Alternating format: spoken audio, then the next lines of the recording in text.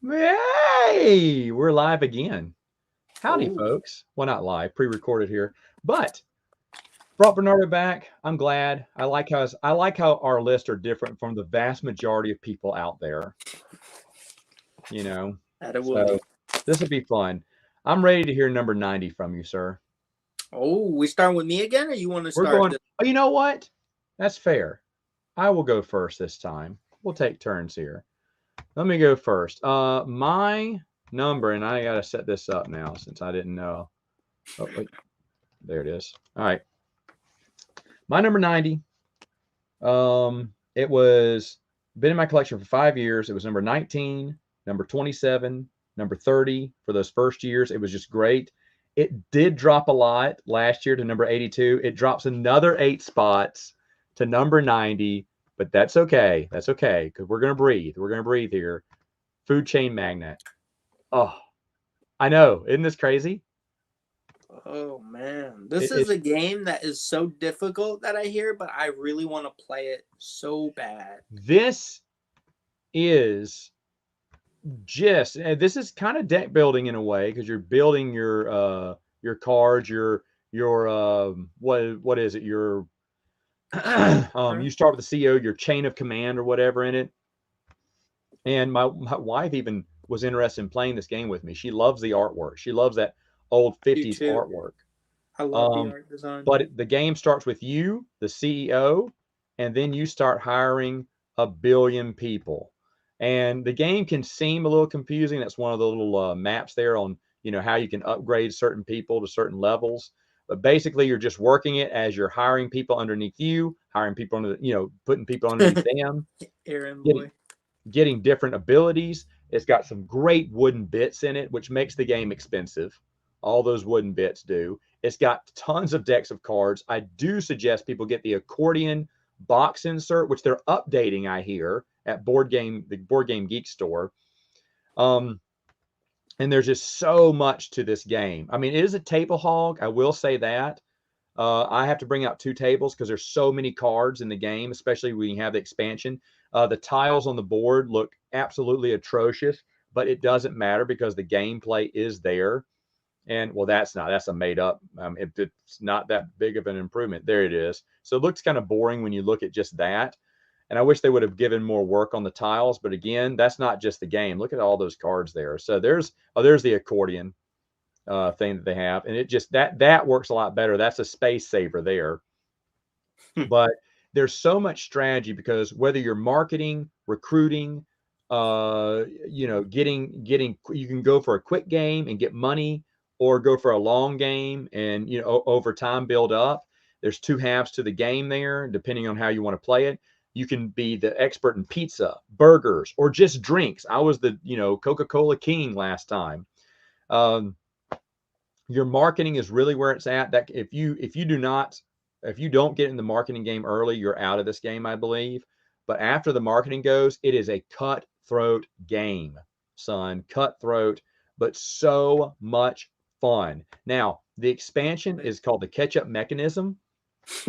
I love it because it adds wild stuff like Chinese noodles, sushi, kimchi, and stuff. And it's just kind of crazy. Oh, and coffee. It adds coffee houses too, because why not? And those, at first, I thought there's no strategy in opening up coffee houses. But one girl in our gaming group, the last time we played this, I remember she started off at just last minute. She realized, wait a minute, I can never win. And it was the catch up mechanism. I told you, marketing, if you get behind on that, you will lose the game. Not with the catch up mechanism. You can open up coffee shops that are not impacted by marketing and still make tons of money, skimming off the other players' great marketing strategies. And that's how I found out they took out marketing as being a monster that everyone has to go to first. Because I hate that, but it's true. You got to go to marketing first. If you have the catch up mechanism, you don't have to do that. Noodles can also assist you in kind of alleviating the power that is marketing. Because if you don't have the exact things that are marketed in that area, a customer will not go to you for something. Like they want a burger and a lemonade. Well, you have burgers, but you don't have lemonade. Sorry, they won't come to you. You got to have both. Well, now if you have noodles, that will supplement any other one. You know, and it's really neat how they kind of, you know, took marketing out of being the biggest thing you need. But when you play with it, get ready for some AP, son. A lot of AP, because there's a lot more choices in the game. It gets crazy after a while, but the game is incredible. Should you get it with the catch-up mechanism? I guess play this game. This game alone is great on its own, Is but that playing what with they the catch, call it? say what? Ketchup The mechanism? catch-up, like the actual catch-up mechanism is what I think is the subtitle to it. But Food Chain Magnet is wonderful. It is so wonderful. But we do get a lot of analysis paralysis now. And someone's saying, well, Matt, take that out. Take the expansion out next time we play. I can't, because I love how it destroys marketing. Not destroys marketing. Marketing is still powerful, but it takes out a lot of that power. So not everyone has to go to marketing first, which is what you usually want to do.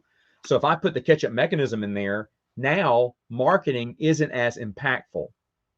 And I think that's the whole reason why they did the expansion. I really do. I don't think they needed an expansion. They weren't going to do it, but they saw how powerful marketing was. They said, what can we do to kind of even the playing field there? I could play this game for, I mean, this game takes a long time to play, but I could play it forever. It's one of those games you don't see the hours passing by when you play it. Really, really fantastic game. I All want right. to play it. It's well worth your time. What is your number 90, sir? Mine's an easy one. This one's gonna be Dixit. This is a party family game. It's gone down a lot since my last list. It was in my top 50. Like I said, I struggled with that one. This is one that I don't play as much anymore. It's slowly but surely fading, and the more games I start to get, I'm sure it will also fade as well, because there's a game that actually places on the list. I'll tell you about it when we get there. But essentially, you have these abstract artwork cards, which are absolutely beautiful. Highly recommend sleeving them. And you are either saying a phrase, it could be a word. We go as far as doing movies, and that's all you give. And that's what you give them, whether or not it's like Aladdin, or whether or not it is going to be magic or time. And you all put down one of the cards from your hands that you think represents the word or phrase that they provided. You mix them up, you line them out 1 to 5 against the board, and you were trying to guess to see which one you think that player's was. Now, the abstract cards are so kind of tricky, because you'll start to see some that really start to look and fit really well with those cards, and individuals are starting to throw you off.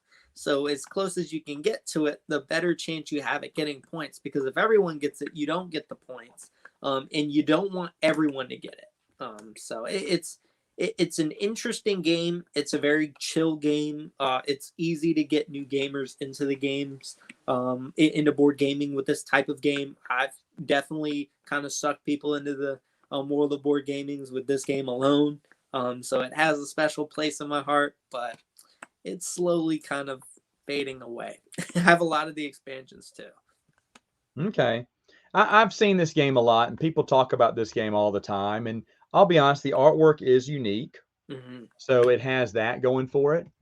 I guess I could try it. I don't know if it'd be in my wheelhouse of games, but you know, I can't deny this is a popular game, obviously, because I see a lot of people talking about this game. Mm-hmm. So, surprising. and I love how you said that certain games will replace. This game's got replaced by a newer game. That's what happens to me a lot. Mm-hmm.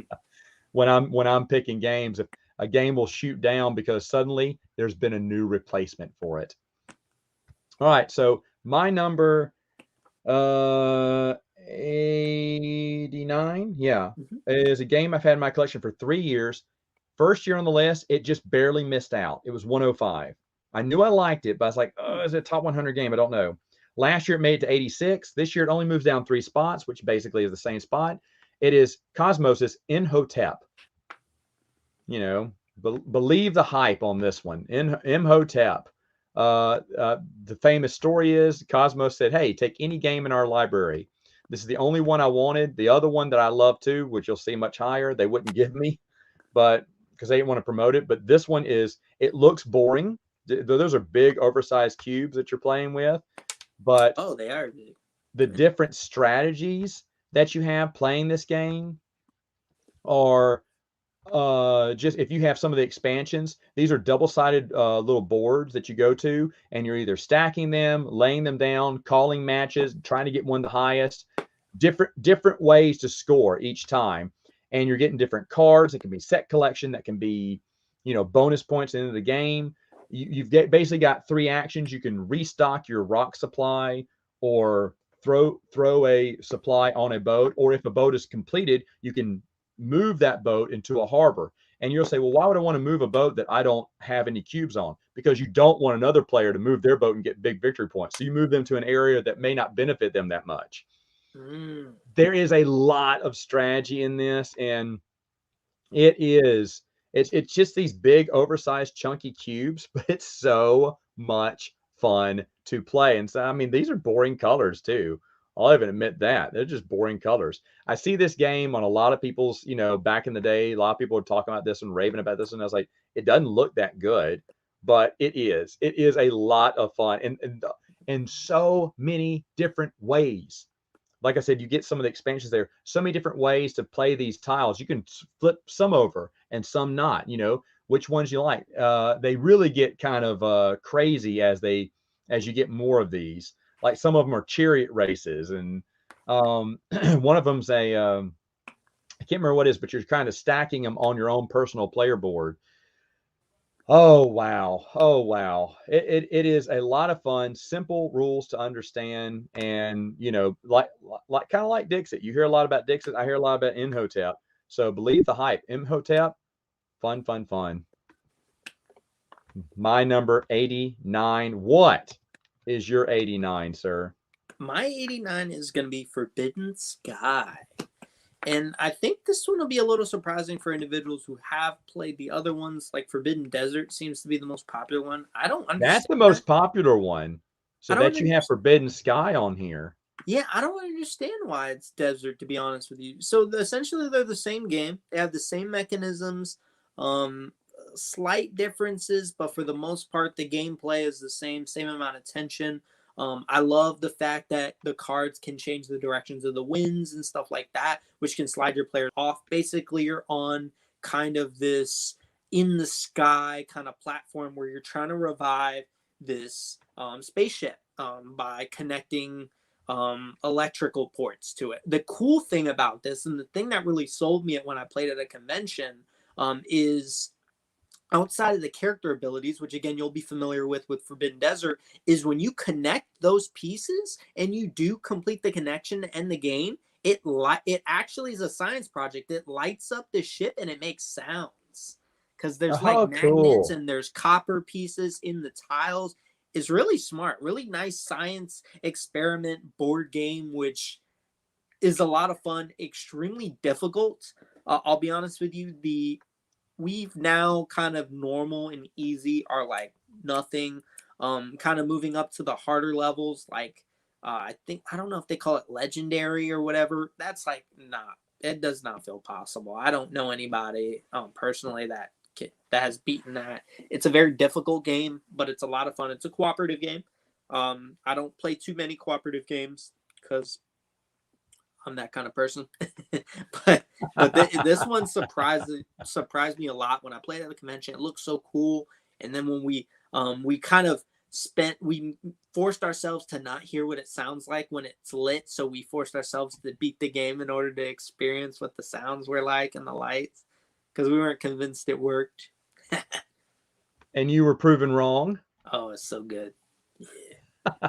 We made it. That's awesome. Yeah, I played Forbidden Desert, and I enjoyed it. I didn't add it to my collection. My nephews got it a long time ago, but I have not played Forbidden Sky. Maybe I should do that one. It's fun. Okay.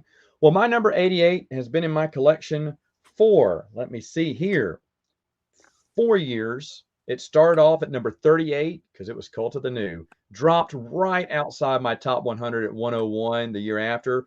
Shot right back in at 79. This kind of bounced up and down. Now it's only down, 9 spots?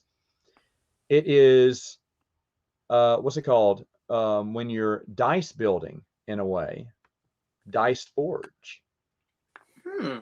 Forging I your heard own about that. die, making them stronger, making them better. Which I'd never I'd heard of before, and I wanted to get it, and so I tried it. I don't get the theme, but I don't care about that. I don't get the theme because I do love this game. The pieces, the dice are like Lego pieces. You can pop off the faces, put in different ones in there, and you're just making your die more powerful. Now, of course, every time you play this game, the dice are going to be built differently depending on what you get. All right.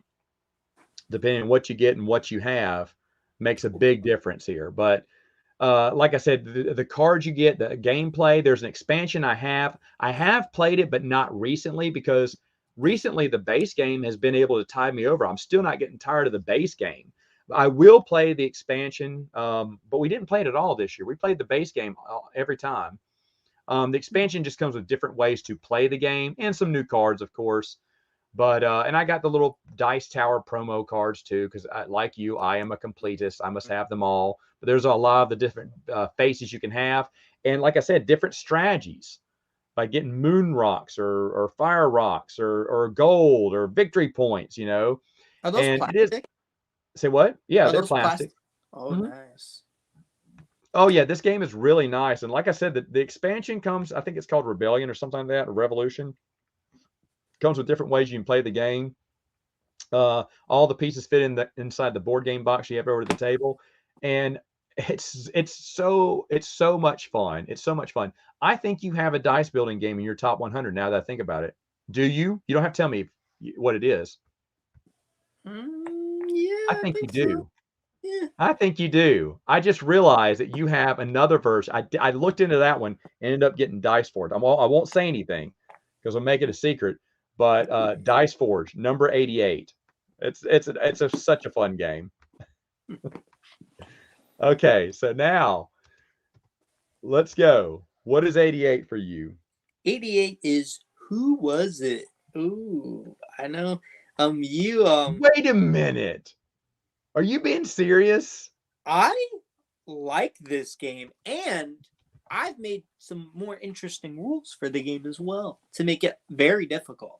But the game, we played it at least a good 4 times back to back when we first came up with some of the newer rules for the game.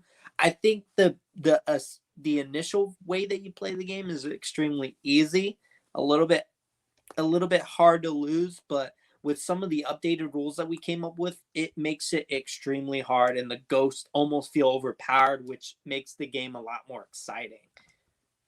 Yeah, it took me a while because I misspelled who was it. It's with two O's, folks. I'd forgotten about that. I just spelled it with one. I'm not going to change. I'm just going to showcase this. I have this game. I did rank it pretty low. It is a children's game, but I do love it. It's an electronic game, which we've talked about before. That box going in there, you're trying to find out who stole the ring. The pieces look amazing in this game.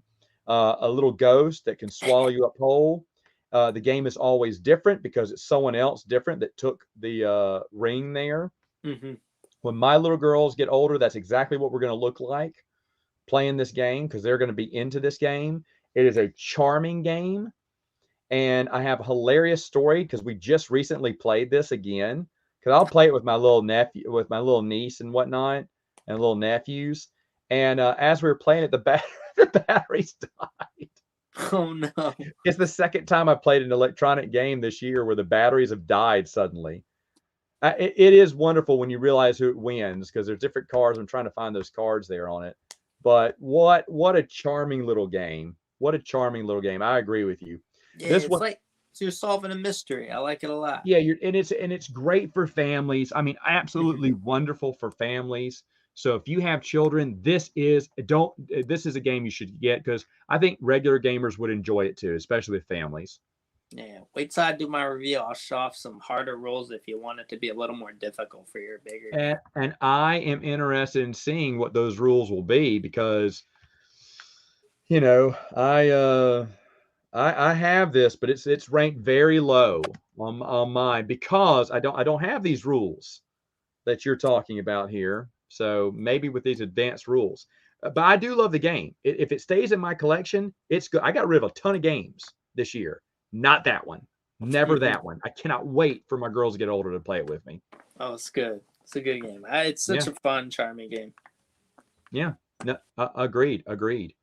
All right. So, my next one has been in my collection for 6 years. I guess that's since I started doing this. I think I started doing this 6 years ago, but it's been in the collection for 6 years now. And it started off at number 47, then went to 51, then went to 83, and then that next year, in the last 2 years, it's been out of my top 100.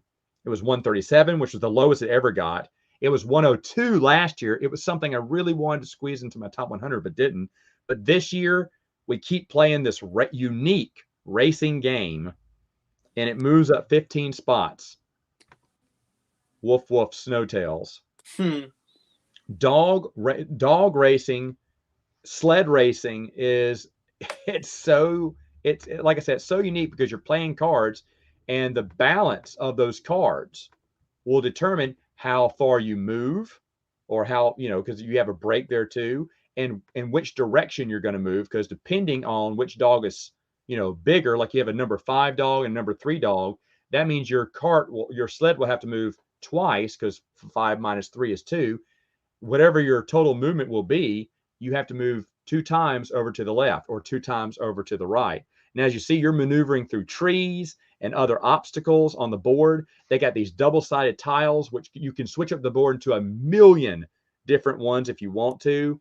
You can also create your own tile. I have of course, I have the little promo tile, and we've made a massive, really hard. You can make it hard, or you can make it easy. And so much strategy on when you're going to do it, when you're playing your cards. It feels like you're really racing. You can really have your dogs pull one way, which will make you give those turn on those tight corners, and you can go from worst to first in one move. You kind of don't want to stay first. That's an old version, or that may be a new version of the game. I don't know. It's not my version. But as you're playing through it, you may want to have other people go first, because they may knock out some of those trees for you. Every time you hit the wall or hit another player or knock into a tree, you get a dent card. It takes up room in your hand. And eventually, if you have so many dent cards, you're eventually going to wreck, because you can't maneuver anymore with your dogs. You can't play as many cards. This is such a unique racing game, and I swear if I could play it more, it probably would climb back up into my top 100. I could see this being another top 50 game again someday.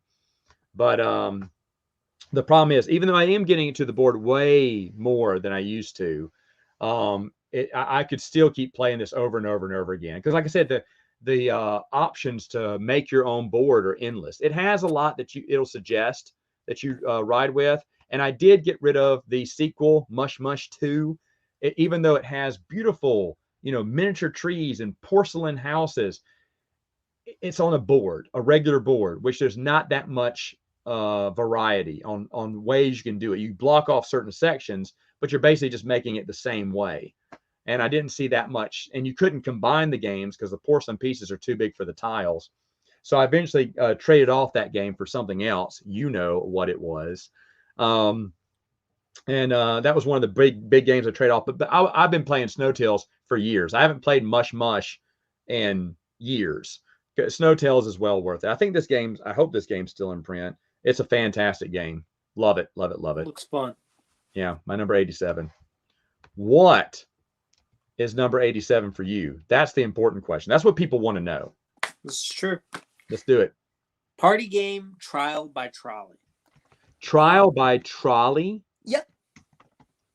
Oh, great. Now I got to look that up. Okay, keep going. Talk about it. So essentially, it's a party game. So it utilizes that old kind of psychological decision. I forget what they call it. But essentially, what would you rather do? Would you rather run over 100 homeless people or your grandmother?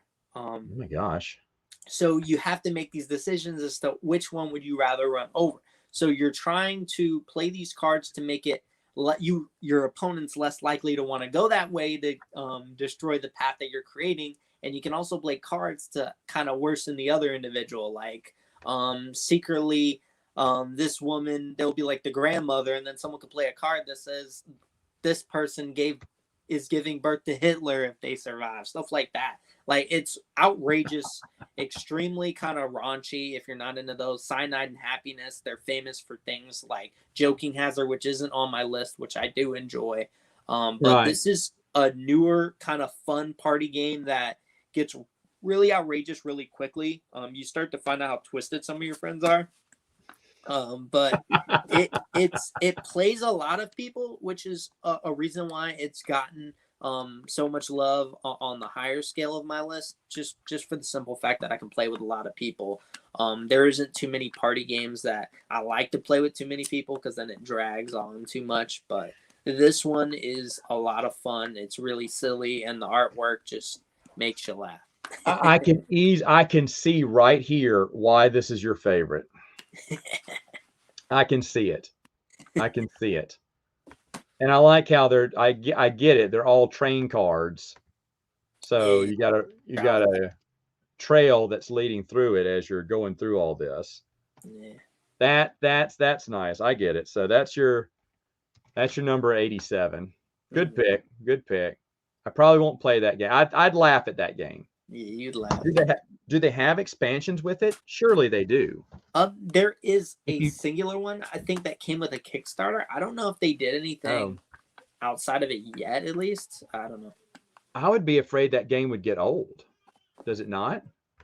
No, it's one of those ones that it doesn't come out a whole lot, but when you got a large group and you want to laugh, it gets really crazy and chaotic. But it's not something you would play as much as you'd probably imagine something like Cards Against Humanity or something like that. I don't play those games, but... Well, they came up with tons of expansion packs too. So. All right. My number 86 was out of my reach for years from my collection until they reprinted it, and I backed it on Kickstarter 3 years ago. It debuted on my list at number 38 because it was Cult of the New. Dropped down to 71 last year. This year it drops about 15 spots. Most of that's new games pushing it down. But it is the classic game, Stacking, Building, and Firenze. I don't know this You played this one? No. Oh my goodness. Another game where it's kind of easy to learn because you're just doing certain actions. You're grabbing cards that can help you out in the game, trying to build. You're always trying to build your towers of a certain color. As you're passing up other cards, you must place some of your bricks on them. So it makes that number one card more and more valuable because it has all these bricks on it. Even though it may not be the best card for you, you want to get it. You're paying bricks to build more bricks, trying to build certain amounts because you're trying to get victory points in the game, trying to achieve certain goals. Kind of simple when you look at the nuts and bolts of it, but so much fun. The Kickstarter came with these Joker tiles, which are Joker bricks that are basically 3, generic looking bricks that can count as any color. That's nice. Not necessary to have. You can definitely play without it, but the game is so beautiful. The artwork's wonderful. It's like I said, this one was out of print for the longest, and when it went in print, I backed it immediately. If you don't build your tower, you've got to keep consistently building. If you don't, your tower is going to crumble, due to you not working on it. So you could potentially lose a lot of victory points. So trying to get different colors, trying to get different things going on there. So much going on. It's not that hard and not that complex to play. Awesome, awesome game. Firenze. Check it out. Educate yourself. My number 86. All right. 86. All right. So what is number 86 for you, sir? All right, guys. This is going to be where Matt might have to end the stream. Number 86 is Twilight Imperium. Let me explain. No, it's not. Are you serious? It is. So let me explain. All right, so I haven't played this game in over 2 years, right? I've played it twice, and that says a lot, right? So You've It's played been it twice. Okay, so you have gotten to play it a I've played couple it times. twice. What? I haven't played it in over 2 years. To say that it's even on Okay, this list at this gotcha. point is crazy. Like I'm still thinking of the times I played this game, and I'm living my plays through Matt living his plays as of late. But I will send pictures. Um, the last game I played, I remember I sent you a picture and said, "I'm about to win." but, but they were taking me out on Mechatol Rex. But go ahead, talk about the game. so the game is a lot of fun. So you are kind of building up and it's different. So each character kind of has their own little objective, whether or not it's building up your kind of army, whether or not it's just taking control of certain areas of the board, forming peace treaties to kind of work with individuals to collect victory points to win the game. The things that really stood out to me were a lot of the interactions with kind of getting in the head of the opponents, because not everyone knows what your intentions are. Some people's have these really gigantic armies, but they make themselves targets by making their armies too big. And then while they do stuff like that, you can kind of work with some of the little guys to say, look, I'm going to let you do that. I'll do this. We can trade these promissory notes, which can do other objectives or victory points. It is a lot of fun. I still, again, think back to the times I've played it. I think the more I play it, it will 100% climb up. I don't have a group really that will play this game. I have one that does play it. I don't own the game. We just kind of play theirs. It's not a game I personally will ever own, because if I play it, it'll be with whoever actually wants to play it, which they already own the game. But it's a lot of fun. I wish I could put it higher, and I know a lot of people are probably like, this guy's crazy, but just understand I haven't played it in over 2 years, so to even still have it in the back of my mind that it's not that far on my 100 is pretty impressive, and the game is well worth your time. No, I completely agree with you on this. And if you haven't, I mean, I don't know if we'll see this again in our top 100. I don't know. Maybe one of us will put it up here. Maybe I have it somewhere in my top 100. But No, that's but your 200 spot. I will tell you this. I will tell you this, that everything you said, I agree with. If you haven't played in a couple of years, yeah, it's going to go. It should go down. If I don't play a game in a year or so, it drops. It drops. Some of my some games I love Space Hulk. Haven't played it in a couple of years. It has to drop. It has to, in my opinion, because I haven't played it. But for you not playing in 2 years, yeah, it's always fun. I love this game. I may fall. My goal, and maybe when this comes out, I'll change it. But my goal was to play this 6 times in 1 year. I'm halfway there, I believe. 3 times. Only 3? That sounds crazy. Oh, you didn't bring it on that trip. I know I didn't bring on the trip, or we could have played 9 times, or 10, who knows? But we're trying to get as much, because it can get to the table. I do have 2 games guaranteed that people want to watch. Well, actually 3 games guaranteed, and so to play it once a year is a big deal. So yeah, but it is a thinky game. My number 85 had in my collection for 3 years. This is also Stefan Feld, now that I think about it.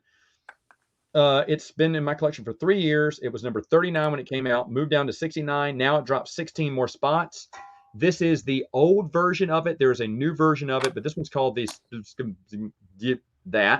Spirit Stat, and I have the expansion. But you need to get the game Jorvik, which is basically the rethemed print that's really cheap to get. And I like the it has a Viking theme. This one has a city shipping thing. And it's so much fun because it's got a Dutch auction as you start the game off. You're basically placing your bets, moving up to the front of the row to bet on a card. And if there's only one person there, you only pay $1. If there's 2 people there, another person behind you, you're paying $2. If there's 3 people behind you, you're paying $3. Money. We say this a lot. Money is tight. I don't know if there's a game where money is tighter. So you really got to find out when and where you need to spend your money wisely. And people will run up, they put people behind you, not because they want it. They just don't want you to get it for that cheap price.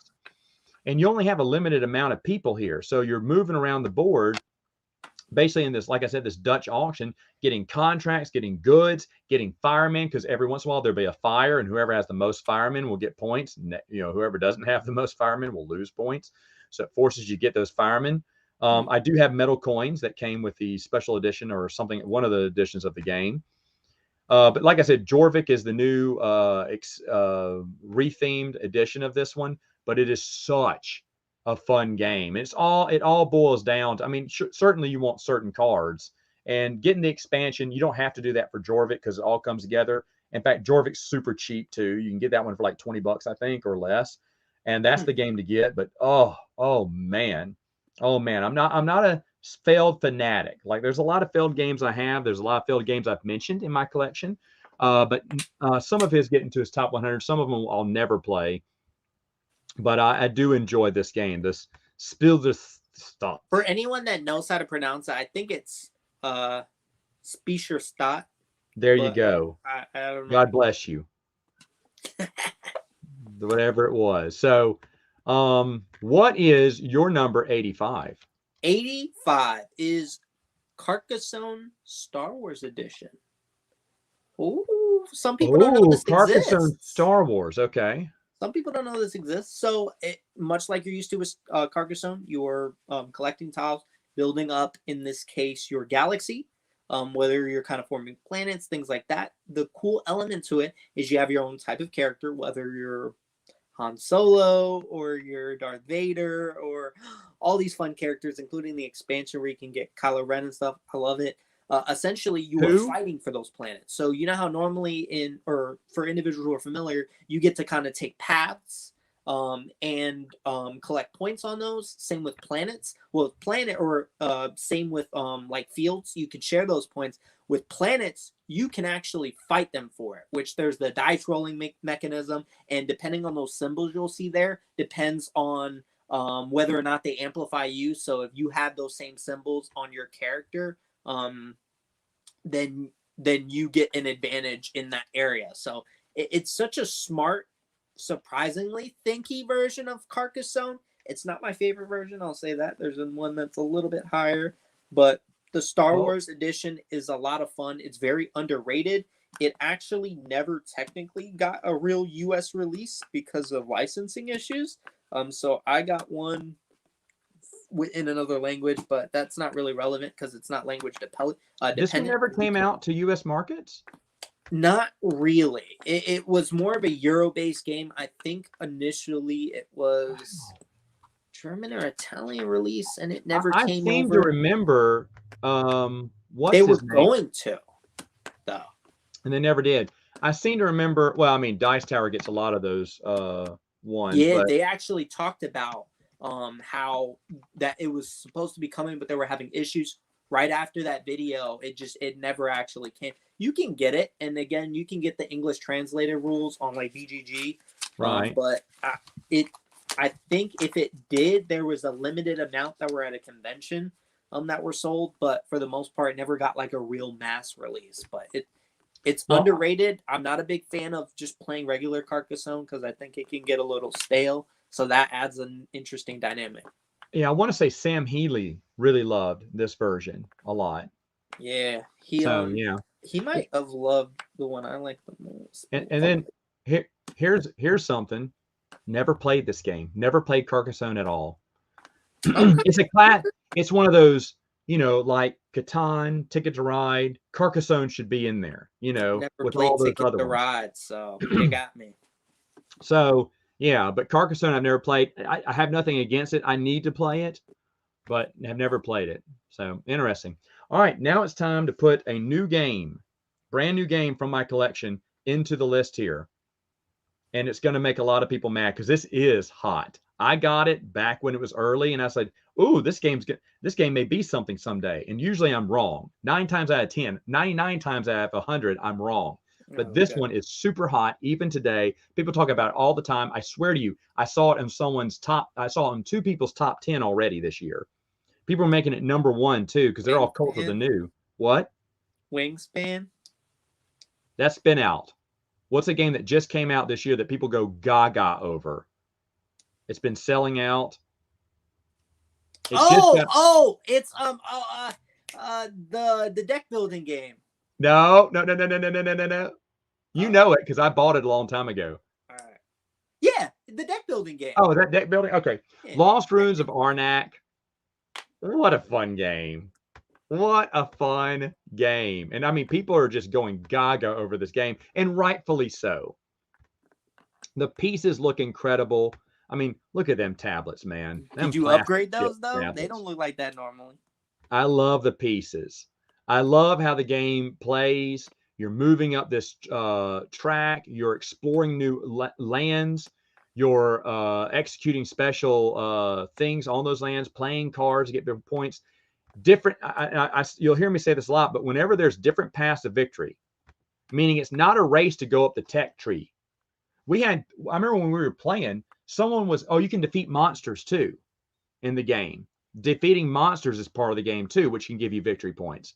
So moving up the I say tech tree or whatever it is, exploring new lands or defeating monsters and whatnot, different ways to score points. And all of us, we're having a great time with this. The artwork is beautiful. There is nothing wrong with this game. The pieces are great. Production quality's there. I love everything about this game. In fact, I know that some people have made some homemade deluxe edition of the stuff that's not, that's cardboard still in this game. And I'm tempted to buy those too, because it is a beauty of a game, Have you played this one? I want to. I love the theme. You guys know I love adventure themes. Did you upgrade your components? Because the ones you're showing are like the tablets are upgraded, so those don't come. No, I have the tablets. Those come in the base game. The tablets, the arrowheads. Well, the game I got came with plastic those. ones, really? Yes, they come with plastic, and the arrowheads are plastic. The only thing that's I don't know, but I know the compasses aren't. But I heard someone made some compasses for the game. Etsy does some nice ones. Yeah, I want all that stuff. And I don't have the expansion. I think it's called New Leaders, which I think gives everyone special abilities, which I'm totally for. I don't have that yet, but I will get it. Lost Ruins of Arnac. I even have a promo card coming in from backing that Kickstarter. So yeah, yeah. Believe the hype on this one, folks. Again, it's new. I tried to put it down low, but this one could definitely climb up because it's just got all those fun mechanisms that anyone can enjoy. They keep comparing it to Dune Imperium. I want to play that as well because that movie. But there you go. All right. So what's 84 for? What is number 84 for you? 84 is Fire Tower. So this is a game I reviewed a while back. They did recently do a new expansion, which kind of brought it back into light for me. I like it. So one of the issues I initially had was I would either prefer to play a 2-player game or a 4-player game. A 3-player game, the issue is it's a very cutthroat game, so people can just gang up and remove individuals. So what happens is there's a fire starting in the forest, and you are trying to push the fire in the wind direction towards your opponents to burn down their water towers in order to win. It has these amazing kind of gem-like fire pieces. The expansion adds a lot of fun elements, including some nice little upgraded buckets, which you see in that photo there. I love. Rising flames. Yeah, it's a lot of fun. You got like the Phoenix. I've only gotten to play that expansion once, but that's kind of what really kind of pushed it back into my peripheral again. Because again, if I'm gonna play a 2-player game, there's a few I'd prefer to play. That I would probably play more on that 4-player side. But the board gets really pretty. It's a really cutthroat game. So if that's not the kind of game for you, this is definitely not something I would look at. But it's a lot of fun. I very much enjoy it. The first time I saw this game was on your channel, and I loved how the gems looked like, looks like a rolling fire. It's not just a regular looking fire piece. It does look like a blazing, up and down those rocky gems. What a smart way to look at gems from a different way. Mm-hmm. So you know what these gems look like to me? They look like fire tokens, and that they do. Once you see it from that way, you're like, oh, I see what they're doing there. So yeah, it does look like a beautiful game. I need to play this one. This is one I need to play first. I want to play it before I pay for it. But yeah, Fire Tower does look neat. All right. What time is it, folks? You know what time it is. It's Queen Games time. every episode, we got to have a Queen Games game in here. This one is its second year on the list. It started off outside of my list at 118.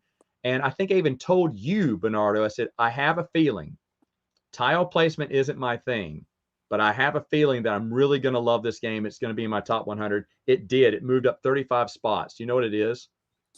I don't know how to pronounce it. It's like a Shunja or something. It's got like an orangish red cover. Yeah. Alhambra. Yes. Alhambra. This is a game that's been around for a while. There's nothing new with this game. I do have the big box. Oh, I should put the big box edition on here. Hold on. I also got the regular edition. Who needs the regular edition? I need Well, we are always deluxifying it. I have the big box edition. I have the well, let me get this one. That one seems even better. The designer's expansion box edition. Let me get that one because that's the one I think I have. Yeah, it's the one that had like 1.5 billion expansions to it. What was it, like 32? I told you, or 40 or 20 or something like that. It's something ridiculous. It was insane, and I did play through them all because they're all very minor. You can add about 6 or 7 in each one of your games. Can you do them all? I think I asked you this before. No, you can't put them all in there. That would be too meticulous.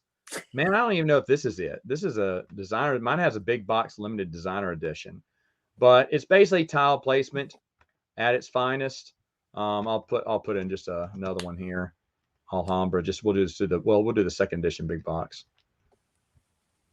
But it is so much fun. I backed the roll and write. I did not to get the roll. Oh, no pictures there. Boozy. I backed the roll and write because I didn't back it. I got the expansion for Alhambra from the roll and write is what I got. Because it was because I love this game. The insert for the big box is incredible. It looks so good. This is a simple tile placement game. I do not like tile placement. Never have. I can't say never will because this one's very simple. You're playing cards, buying tiles, using those tiles to build your Alhambra. There are different rules and regulation. You got different expansions that do different things. Point scoring happens at different intervals during the game. And it's easy to keep track of points and how you count them. Every expansion changes the game in some way, shape, fashion, or form. So the game will never, ever, ever get uninteresting to you. There is so much here. So much here. I'm looking at all this stuff. This kind of looks kind of boring now that you're looking at all this. But I never thought that something like this I would enjoy.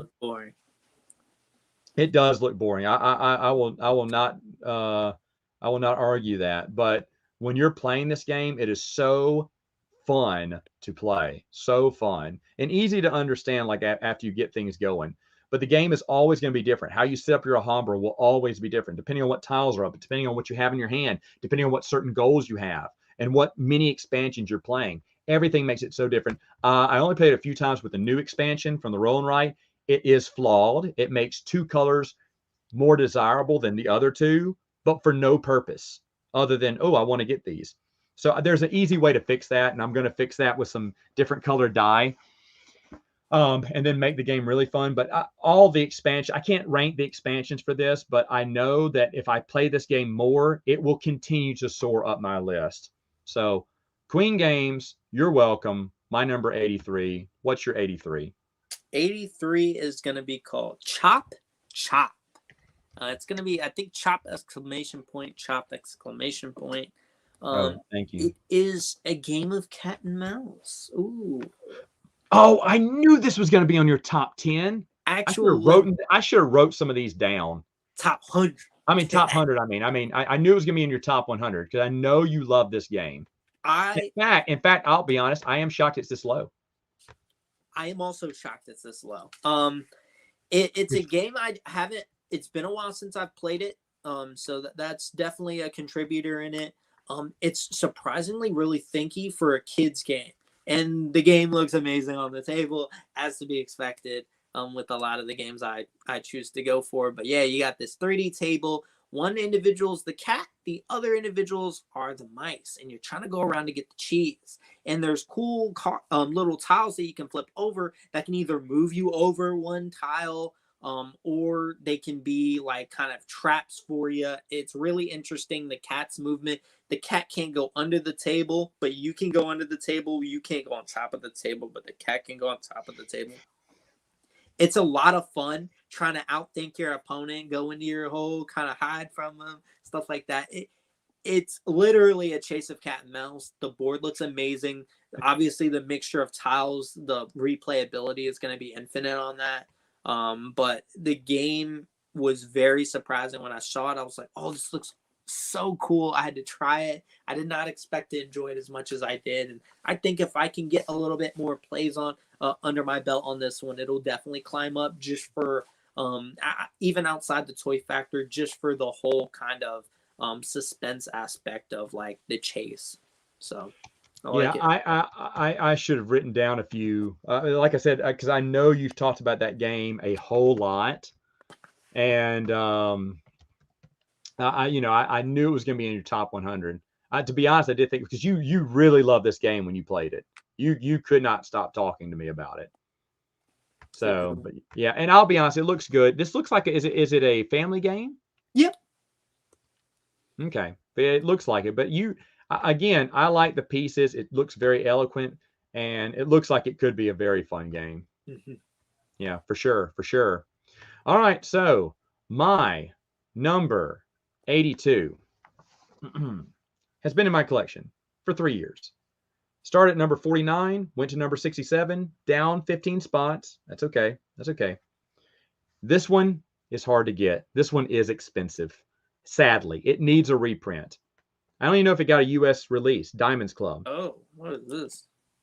Diamonds Club. Whoo! Where do I start with Diamonds Club? Well, let me look. This is they put diamonds over everyone's eyes there.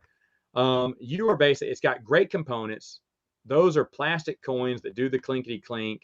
It's got the nice little, these are little, arts and craftsy gems. Mm-hmm. But the board is always different. Those are little strips that are double-sided. And so you'll flip them around and put them in any order, and you have additional strips that won't even make it to the board. So the board will always be different.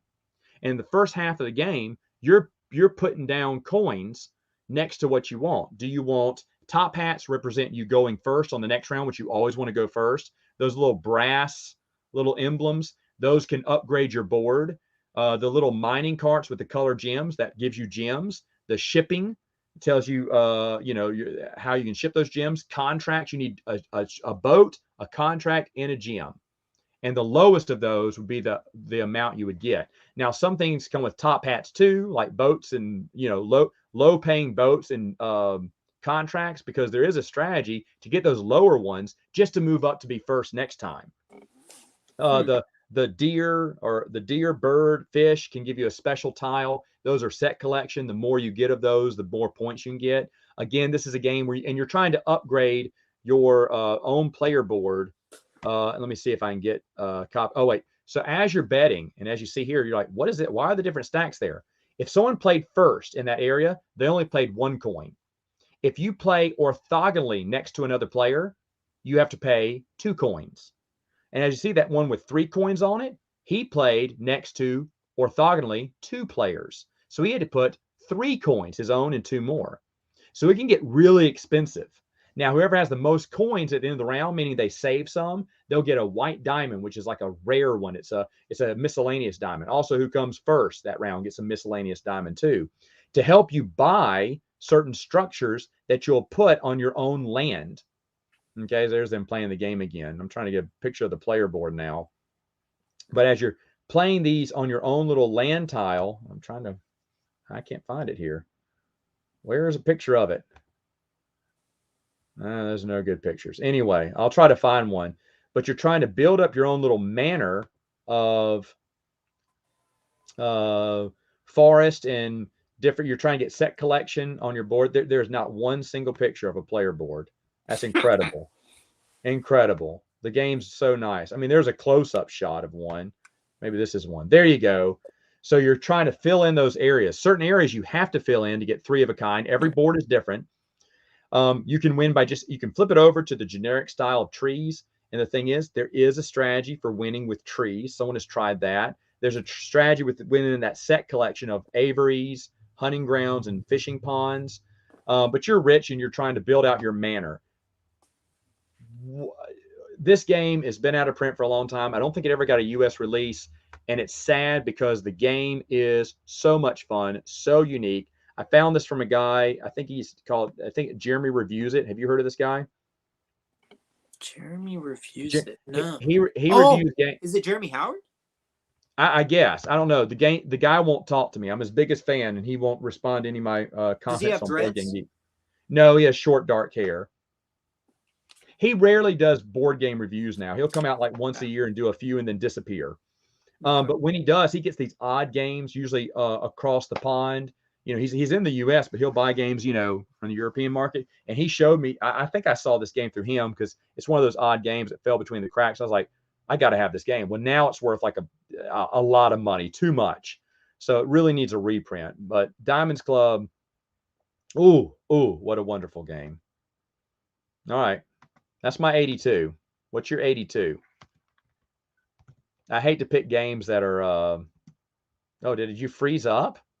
I think he froze up there, ladies and gentlemen. So he may be gone right now. So we'll wait for him to come back. But I usually pick games that you can get that are easy to find and cheap. And that's usually my cup of tea. But when we get to, oh, here he comes. He's back. There he is. But this is one that I had to pick that wasn't, you know, easy to get. It wasn't easy to get. It's not, unfortunately, it's a hard one to get. And I hate to add one in there, but I did this time. All right. So what's your 80? We're on 82 for you, sir. 82 is actually going to be the game I found from you. Actually, my favorite review you've done. Oh. It's a very simple game. I'm a simple person. Shark Mania. I like this game. Great. I like this game. So it's a simple game. So you have this 3D kind of what do you call it? Like a dock, right? So a dock, and you're trying to move these pirates over, and you're rolling this dice, so you can either choose to move those number of spaces or grab gems onto the ground. But after you do so, you pass the dice and you're constantly trying to race. And while you're doing so, this little fin is coming down that's getting pulled by like a string timer that's slowly pulling through and breaking off the dock, and then pops out one of the pieces. A shark pops out, and then at the end, the shark tries to get you. It's a very frantic game, very simple. There's nothing crazy strategic about it. Whenever I play it a whole bunch of times back to back. A lot of individuals I know really enjoy the game. They request the game. I know, surprise. But it's like what I would expect a vintage game to be. It definitely fits so much better in that realm of a list, but it's technically not one yet, so I got to keep it where it stays. But it is a blast. I've even upgraded the coins. I actually got some really heavy gold ones. It's fun. I like it a lot. Now, this is interesting. Are you supposed to put the coins on the board? I don't think you are.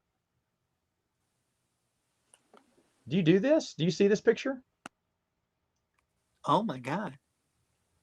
Do you know what they're doing? Now, no, I don't think so. I think that's a way that they had, because when you roll the die, you have a choice to move or grab that many coins. However, the coins are worth different values. Yeah, that's kind of smart. You're right. Yeah, no. So this wasn't in the rule, but that's interesting that they fit perfectly. Yeah, I never thought about doing that. But I love that once you make it on solid ground, you can't collect anymore. So it's not about it's a race. And this game, I talked about this. This is one of my earlier ones. Obviously, it was low on my list. It used to be a great filler game. I need to play it more. I agree with you. It's so much fun with 4 players. It's amazing. It's amazing because you are running and screaming and yelling and trying, give me the die. You can only grab coins once in that game, I think. And you take a risk every time you do it. I love Shark Mania. Good choice, sir. All right, my number 80. Oh yeah. Oh, it's really great. It's really great. My number 8. Oh wait. Did I have it right? Oh no, I spelled it wrong. I was going, where is it on the list here? Okay, here it is. So my number 81 has been in my collection for this is its second year. Oh wow, I didn't realize that. Okay. This is its second year in my collection. It's an older game. I tried it out. I said, this is fun, but I'm going to be reserved. It's number 117. And it moved up 36 spots because it's an incredible game. Mm. Mi Tierra, New Era. I Worker don't know. placement game, which, as you know, I absolutely love. But on top of that, the choices you have to win this game are fantastic.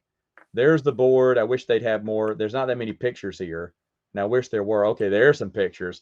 Look at all those tasty bits there.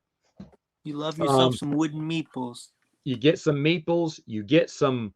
You can farm and get crop, uh, apples and corn, I think, or whatever. You can win the game by growing cattle, by herding chickens, by herding sheep. These are all different strategies. By training horses to win at the horse, that you can get some big bonus points. They won't win you the game, but that's another way to get big bonus points. You can achieve things in the market because you're trying to get in the market to take your raw material goods, turn them into bigger material goods, and so kind of how it goes, so on and so forth. You're trying to achieve certain goals in the game, get special abilities that only you will possess that will help increase your ability to win. For instance, if I'm herding sheep, then I definitely want something that helps my sheep produce faster. You take the wool, turn it to yarn, turn that yarn into a shirt. Now that takes toward the end of the game. It's called luxury items. Eggs can turn into cake or something like that. Apples can turn into wine or something. Apples and grapes can turn into wine. It's so incredible the amount of strategies you have here, and on when the worker placement, very tight, and you don't know who's going to win. Even like I had a huge lead, and my nephew was about to pull off. I mean, you play for the long game, you can get 2 luxury items maybe, and I saw that he may achieve that. But I was like, I need to get as many small points as I can. I gathered up 1 billion points, but because I waited too long and didn't place my guy in the market, I got blocked out of the market. I was like, because I didn't know that my nephews were all going to place in the market that next round. And they immediately blocked out. There were 3 open spaces. I went, I'm good. I don't have to play there yet. And then they, blah, blah, blah, blah. And I was like, oh no. And I lost the game by 1 point. I calculated it just right because I knew I was going to lose. He got the 2 big items. And when you get big items, he moved around the board. I was probably 50 points ahead of him before that game ended. And I was like, oh, and I knew he'd won. But the thing is, if one thing had gone wrong with this plan, he would have lost. Wow. What a game. This game is super cheap to get to, folks. Don't underestimate it. Like I said, going up, what did it go up again? 36 spots. It could climb higher next year. Just so good. Because I do love worker placement. So Mi Tierra, New Era, my number 81. What is your number 81, sir? Inquiring minds want to know. My number 81 is a party-ish kind of game. I guess I would classify into that. It's called Someone Has Died. This is an interesting one. So you have a character type with kind of a quirk. So like one of my characters was I was the son of the deceased, and my quirk was I was always hungry. Weird. So basically the premise of the game is someone is the estate keeper and everyone is trying to argue their point as to why they deserve to win the estate and the money, why they deserve that it's rightfully theirs. So the way that the estate keeper can give cards as bonuses when they feel like the other character has really been selling themselves really well. The backstories you give, the relationships, the identities, everything about it fits so well if you have teammates that are willing to get into character. Because when we first played this, we were so far into character, we didn't know who each other were anymore. It was so great. It does take a lot of acting, takes a lot of improv, especially if you're trying to really sell your character. One individual had to be a dog that could talk, which was the funniest thing in the world. There's just so many interesting aspects to this game. It even has a little mini expansion. I've yet to get to the table yet. I think it would probably push it up higher if I could ever get that group back together anytime soon. One of them ended up moving away, sadly, and I'd definitely like to play it again with having him. It's not the kind of game I'll get out very often because, again, I have to know that that group is going to really get into character, because you want people that are really going to get into it. It's not the game for just someone who wants to play a party game. That's not who I would recommend this for. That's cool. That's cool. That's cool. All right, so there you go. Someone has died. I can see you playing all these games. You'd be fun to play this game with. Yeah. All right, well, hey, there you go, folks. There's 10 more. Come back and we'll do 10 more next time. Thanks, Bernardo, for joining.